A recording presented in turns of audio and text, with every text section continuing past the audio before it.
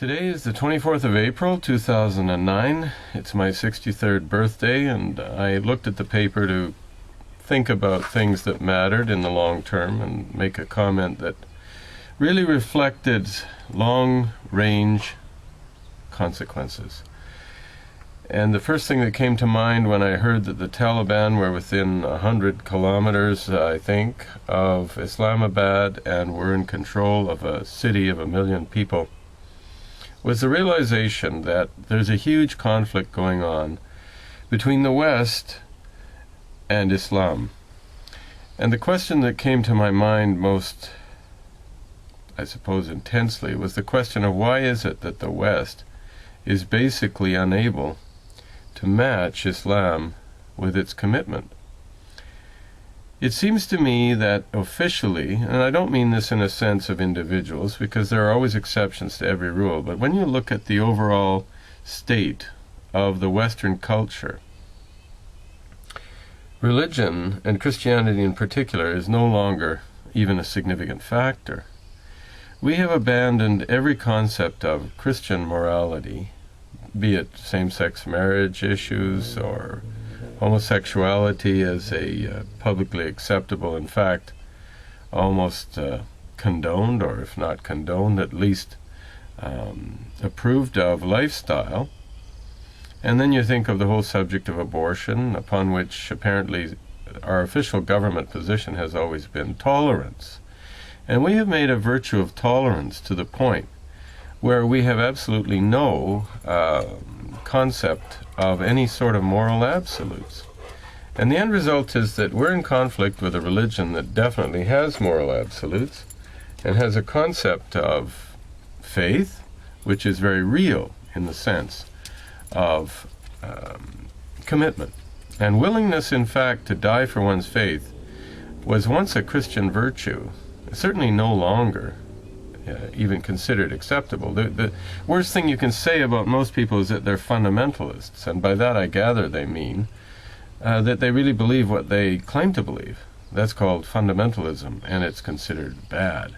So we've made a virtue of liberalism in the West, and we now say there's a conflict between Christianity and Islam, in theory. Well, there isn't, because there's nothing on our side of the fence that even vaguely resembles Christianity in an official sense. We have made a virtue of tolerance and abolished all official religious positions.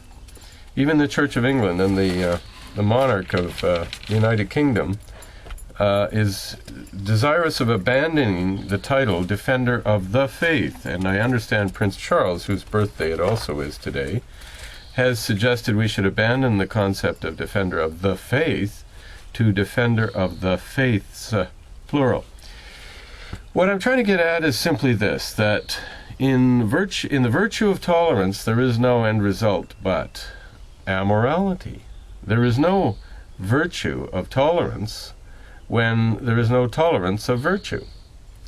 And in the end, the West has no faith. It's not a contest between Islam and Christianity, because it's a contest between Islam and no faith at all. Now, I'm not sure that any of us would want to go back to the time when Christianity had an official sanction in society, but at least we should realize that we, having abandoned Christianity, have substituted nothing in the way of any moral absolutes, and schools can no longer teach any concept of morality. Earth Day is the closest thing we come to, which was, I gather, yesterday. So we worship the earth, but what about humans? They seem to have no cohesive ideology that binds us all together in a common understanding of what is virtue and what is vice. And the end result of all that is we really don't know in the West where we're going at all. And if we think we're going to win a war against Islam, where people, many young men particularly, are willing to die for their faith, I think we're gravely mistaken. Until we find something that comes close to being a faith we believe in, we're really disarmed in the moral struggle against Islam. And we're not winning in Afghanistan. And I really don't think in the end we've done anything but create a desert and call it peace in Iraq. A moral desert, if not a financial and economic desert.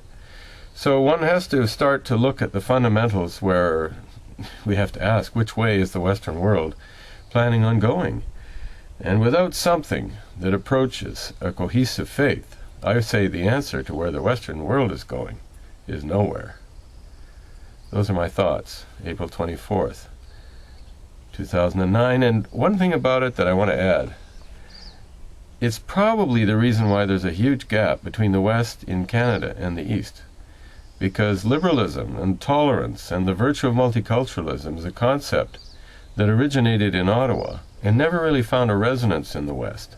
And that's why I'm so in favor of Western independence, because I think there is still a core value of belief in Western Canada that approaches something that could bind us together cohesively in a national structure.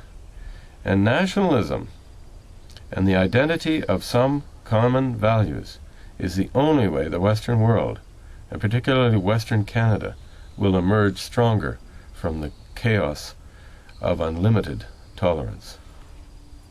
Thank you.